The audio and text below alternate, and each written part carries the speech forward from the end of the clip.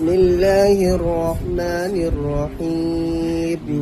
والفجر وليال عشر والشفع والوتر والليل إذا يسر هل في ذلك قسم لذي حجر ألم تر كيف فعل ربك بعاد إرم ذات العماد التي لم يخلق مثلها في البلاد وثمود الذين جابوا الصخر بالواد وفرعون ذي الأوتاد الذين طغوا في البلاد فأكثروا فيها الفساد فصب عليهم ربك سوط عذاب إن ربك لبالمرصاد فأما الإنسان